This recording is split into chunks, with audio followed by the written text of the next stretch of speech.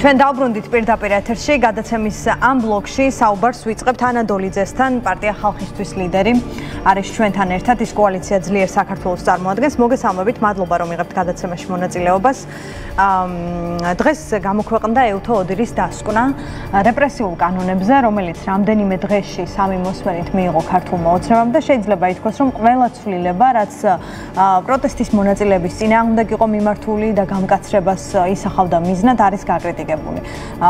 გაქვთ რაიმე მოლოდინი პოლიტიკის შეცვლისა ქართული ოცნების მხრიდან, ალბათ ძალიან გულუბრყვილო კითხვა არის, თუმცა მაინტერესებს ამ ტიპის ორგანიზაციების დასკვნებს რა შედეგი შეიძლება მოხვდეს, რა გავლენა თუ ეფექტი პროცესზე. მოგესალმებით, რუსთან დიდი მადლობა მოწვევისთვის, მივესალმებით თქვენს მაყურებელს.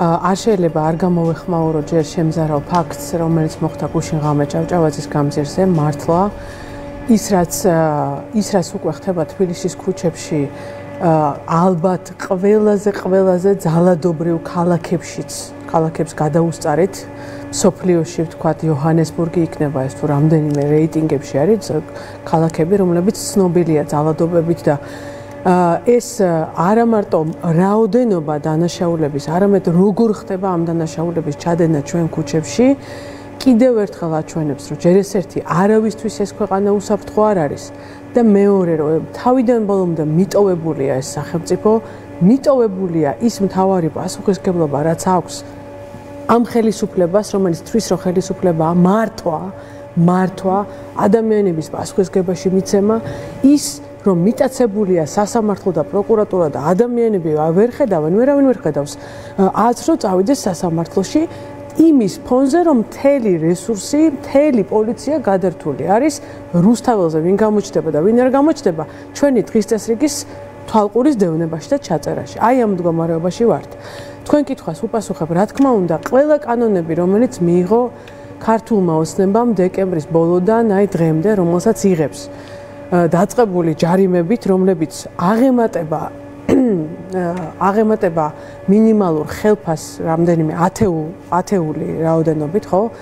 5000 ლარიანი ჯარიმა, დამთავრებული ასევე იმ კანონებსაც, რომელსაც იღებენ ახლა და რომელიც ეხება ნარკოტიკების მოხმარების შემოწმების იძულებას და პატიმრობის მოქანას, აი ყველაფერი ეს არ არის ადამიანის უფლებათა სივრცეში მისაღები. იმ სივრცეში, სადაც ჩვენ ვიყავით. აქვს თუ არა ამ განცხადებებს გავლენა?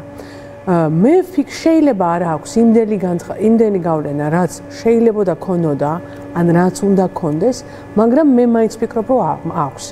და ამას განვიხილავ იმის ფონზე, რა შეხვედრაც იყო ეს სულ ცოტა ხნის წინ ამერიკის ელჩსა და მაკა ბოჭორიშვილს შორის. ისევ ჩვენი ეგრეთ წოდებული საგარეოს მხრიდან ამ შეხვედრებზე ინფორმაციის გავრცელება, ამით სიამაყე, მოთხოვნილება რომ აღიარონ, დაინახონ, მოთხოვნილება რომ რაღაცნაირად მოაგვარონ ვითარება პრეზიდენტ ტრამპთან, მე მაინც მარტყუნებს რომ რაღაცა გაგებით და კიდევ მაქვს ამის დასაბუთება სხვათა შორის, რაღაცა გაგებით ესეთი გზავნილები, ესეთი კრიტიკა მაინც მოქმედებს. და თქვენი აზრით, ხო, ამერიკის ელჩთან შეხვედრა იქნებოდა მოსაწონი ამბავი ქართული ოცნებისთვის, რომელიც ამბობდა, რომ ამ არჩევნების ქვეყნის შიგნით თუ ამერიკის არჩევნების შემდეგ არსებითად შეიცვლებოდა ვითარება და აი 5 თვის თავზე მოახერხა ქართულმა ოცნებამ, რომ დიპლომატიის შეხვდა და ამერიკის ელჩოს განცხადება, სადაც საგარეო საქმეთა მინისტრად არის მოხსენიებული მაკა ბოჭორიშვილი. ეს თქვენ გიჩენთ თუ არა რაიმე უკმაყოფილებას, იმიტომ რომ ასეთი უკმაყოფილება სოციალურ ქსელში თუ კი დავაკვირდებით არსებობს მაინც პროტესტის მონაწილეებს შორის. კი, არსებობს. ხა ვერ გეტყვით, რომ ეს ჩემთვის სასიხარულო იყო, ვერანაირად, მაგრამ ვითვალისწინებ რა საერთაშორისო ურთიერთობების ანაბანას გასაგებია და დიდად სიურპრიზი არ იყო. უფრო მნიშვნელოვანი იყო ტექსტი ამ განცხადების. სერიოზულად, სადაც იყო მითითებული, რომ თუ სერიოზულად განიხილავს ჩვენი ხელისუფლება ამერიკასთან ურთიერთობის გადაწყვეტას, ამისთვის იყო ეს შეხვედრა. ანუ რა ვითარებაც არის, ეს შეფასებული არასერიოზულად, თორე ამის მითითება სერიოზულობის ხაზგასმა ხო არ იქნებოდა. მეორე ეს აჩვენებს, რაზე იყო იქ საუბარი. საუბარი იყო წინაპირობებზე და პირობებზე, ურთიერთობის განახლებისა და ამ პირობებში რა მოიაზრება, არ ვიცით. ფაქტია, რომ თუ პირობა მოიაზრება, ნიშნავს, რომ სტატუს კო რაც არსებობს, მისაღები არ არის. რაც შეეხება ელჩებთან შეხვედრას, სხვა ელჩებიც ხდებოდნენ, რწმუნებულებებიც ჩააბარეს ეგრეთ წოდებულ პრეზიდენტ ყაველაშვილს იმისთვის, რომ რწმუნებულობა რისთვის არის, რომ დაიწყო მუშაობა როგორც ელჩმა. მიუხედავად იმისა, რომ მათ ხელისუფლებას არ უღიარებია ქართული ოცნების ძალაუფლება. ანუ ეს არის დიპლომატიური ურთიერთობების ყოველდღიური რუტინული ფორმა. და პოლიტიკური შეფასება მაინც ცალკე იქნება ჩემი აზრით. და არ ვრცელდება პოლიტიკური შეფასებები დიპლომატიურ ურთიერთობებზე. მეცაც გეტყვით.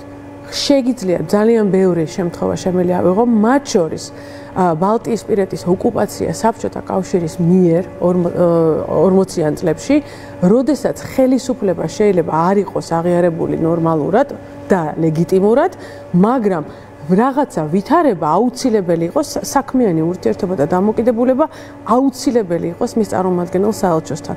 ჩვეულებრივი ამბავი, ხო, რატო? იმიტომ რომ ამ ხალხს, ანუ ჩემი წუხილიც ხო, კრიმინალზე საიდან გამომდინარეობს რუსუდან ნახეთ, თუ შენ დე ფაქტოდ ამბობ, რომ შენ ამ ვითარებას მართავ, მაშინ მართე. მე ამას ვეუბნები კობახიძეს, რომ თუ შენ ამბობ, რომ არჩევნები ხო მომპარე. შენ ამბობ, რომ სიტუაციას მართავ და მართე.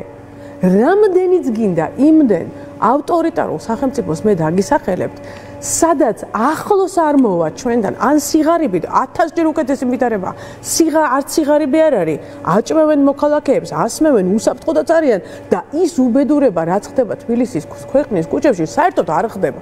ანუ აქ ამაშია საქმე, რომ მართვის პასუხისგებლობა როცა აიღე, მე ხო გედავები, მაგრამ შენ ხო მითხარი, რომ შენ აიღე მართვის პასუხისგებლობა და მაშინ მართე, რას მიაგდე ეს ქვეყანა. ხო ეგ არის. და ეს არის, მათ აქვთ მართვის პასუხისგებლობა ამ ეტაპზე, რომელსაც პოლიტიკურად კითხვის ნიშანი აქვს დასმული და აი ამ პასუხისგებლობიდან გამომდინარე მათთან საქმიანი შეხება აუცილებელია. აი მართვას ხედავთ თუ არა იმაში, რომ კრიზისი რა თქმა უნდა ქართულმა ოცნებამ შექმნა, აქ არა მხოლოდ არჩევნები მისი გაყალბება თუ პრობლემურად ჩატარება, არამედ ასევე გადაწყვეტილება, რომელიც არჩევნებიდან ერთ თვეში გამოაცხადა. ეს კრიზისი თავად შექმნა, თუმცა კრიზისი თავად მართავს. მაგალითად ასეთი კანონებით, რეპრესიებით და ასევე მათ შორის საინფორმაციო დღის წესრიგითაც, რომელსაც თავად ქმნის ისე, რომ რაღაცნაირად უფრო დამოკიდებული ვართ ქართული ოცნების ნაბიჯებზე თუ შეცდომებზე, ვიდრე პირიქით. მე ვერ ვიტყოდი, რომ მართავს. ამას მაძლევს ამის უფლებას რამდენიმე არგუმენტი.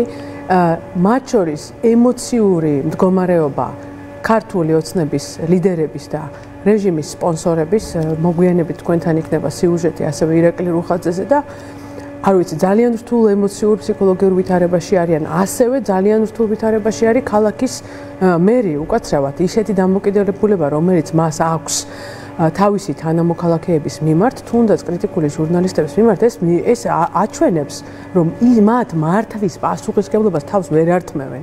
ცალსახა, მაგრამ ფაქტობრივადაც დაუბრუნდეთ, ხო? სტუდენტების აღდგენა თეატრალურ უნივერსიტეტში ეგრეთ წოდებული რექტორის მიმართ. ესე იგი, ერთი კარგი ალბათ რაც მოყვა ამ ძალიან სამწუხარო მოვლენებს, გაგვაცნო ის ადამიანები და იმ ადამიანების ხასიათი თუ ბიოგრაფია, ვისაც ჩაბარებული აქვს ჩვენი შვილების და თანამოქალაქეების განათლება. უკაცრავად ახლა საკმაოდ მიუღებელია ეს პირი, რომელიც ამ თეატრალურ უნივერსიტეტის ხელმძღვანელი არის. საერთოდ სად მისი სამსახური, რასაც მას ევალება და სად ის მეთოდები, ის ფორმები, რითაც ის გაუმკლავდა სტუდენტების პროტესტს. მაგრამ ხო აღადგინეს სტუდენტები, იმიტომ რომ ეშინიათ კრიზისის.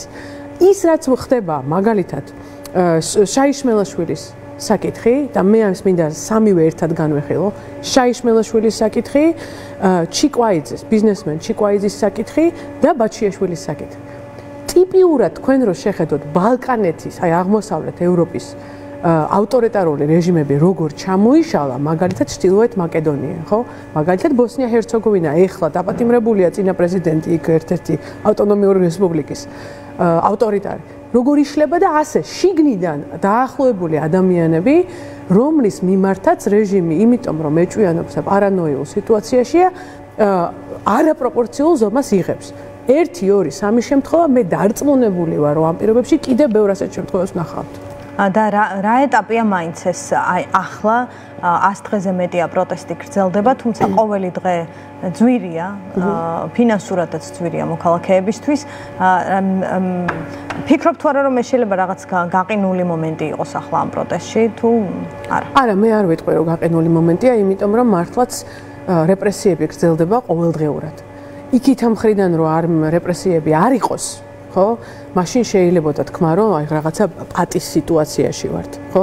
მაგრამ რეპრესიები გრძელდება, გასამართლებები გრძელდება, განაჩენები გამოდის, გადაწყვეტილებები, ადამიანი მიდის ინტერვიუს აძლევს ტელევიზორში და მეორე დღეს მოშვებული არ არის? არა, რეპრესიები გრძელდება, ანუ ისინი აგრძელებენ აი ამ პატარა თავისუფლებების სივრცის მოჭერას. აქ მე მინდა ავხსნა მნიშვნელოვანია. რახან ნამუშევარი მაქვს ბევრი ამ თემაზე და ნამუშევარი მაქვს იმ ქვეყნებშიც, მაგალითად, როდესაც დაიკეტა უზბეკეთი, ანუ ავტორიტარიზმი იქ დამყარდა, უზბეკეთში მუშაობდი მე Human Rights Watch-ისთვის. და როგორ იყო, იცით, ანუ იქ იყვნენ საერთაშორისო ორგანიზაციები, იყვნენ ტელევიზიები, იყო ოპოზიციური პარტიები, იყო უცხოური ტელევიზიები, BBC, იყვნენ საერთაშორისო ადამიანის უფლებათა ორგანიზაციები.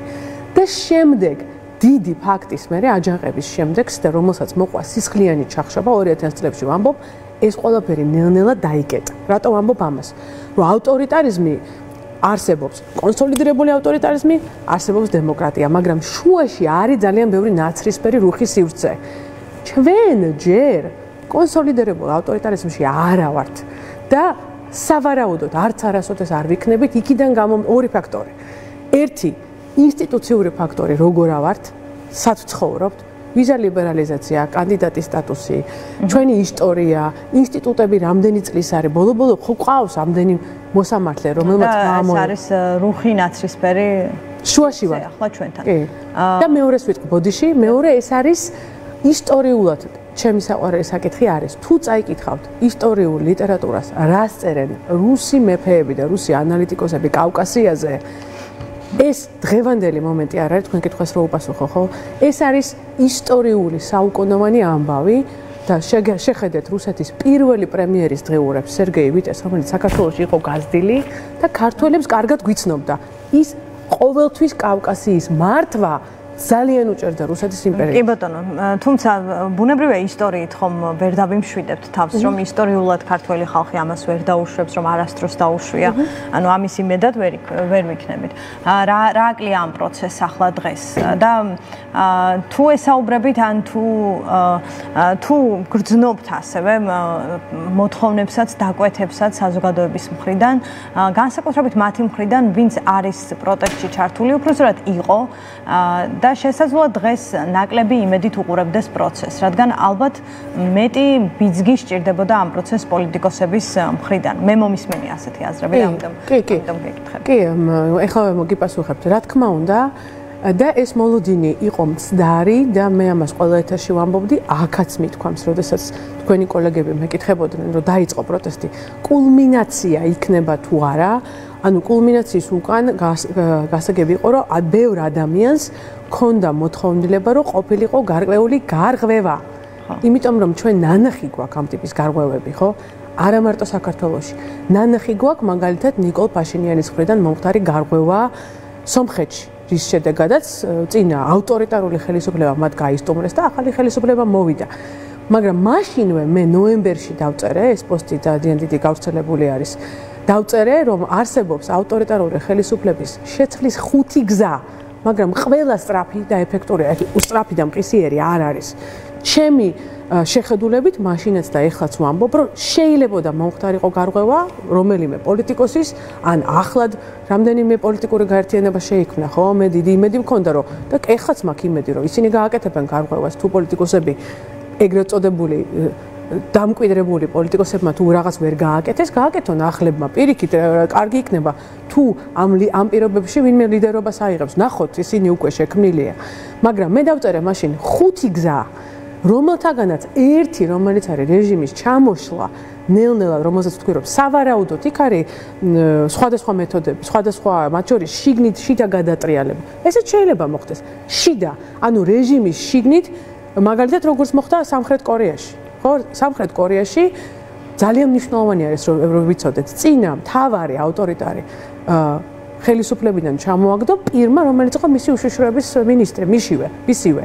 ჩილეში ფუხიმორის ხელისუფლება გადააგდო მისივე უშიშროების მინისტრმა. აი ახლა ხედავთ ამ პერსპექტივას ახლა ჩვენთან. იცით რა არის? ეს ისეთი საკითხებია, მინდა გითხრათ, რომ სამხრეთ კორეაშიც ის რაც მოხდა, დიდი დრამა ვერავინ ვერ იტყოდა ერთი დღით ადრეც კი რომ ეს მოხდება. კი ბატონო, აი ახლა რაც ხდება ამ ხუთი გზიდან, რომელს შეესაბამება ჩვენი ვითარება. ამ ხუთი გზიდან ყველაზე რეალურია, ესეც შეიძლება მოხდეს, რა თქმა უნდა, შიდა გადატრიალება, მაგრამ ასევე შიდა ხელისუფლების ჩაგდება, მაგრამ ასევე შეიძლება მოხდეს ის, რასაც თავიდანვე ვამბობდი. ეს არის ხელისუფლების ნელ-ნელა ჩამოშლა. და მნიშვნელოვანია რომ ვთქვა, რომ ამისთვის მე მაგალითად ის პასუხისგებლობა, რომელსაც მე ვცდილობ დავაყენო ჩვენი პარტნიორების მეშვეობით, როდესაც გვეკითხებიან, რას აკეთებთ, ხო? გუშინ წინ, როდესაც დადგა საკითხი, ხო არ უნდა შემოწმდეს ნიდერლანდებში ტელეკომპანია იმედი, რომელიც სხვათაშორის რეგისტრირებულია ნიდერლანდებში და ბრიტანეთის ოფშორულ ზონაში, ეს ჩემი სამუშაოს შედეგია. ჩვენს მიერ მოპოვებული ინფორმაცია, რომ იმედი არ არის ქართული კომპანია, ის არის რეგისტრირებული ნიდერლანდებში და ნიდერლანდების პარლამენტმა დასვა ეს საკითხი. კი ბატონო. კეთილი, მადლობა.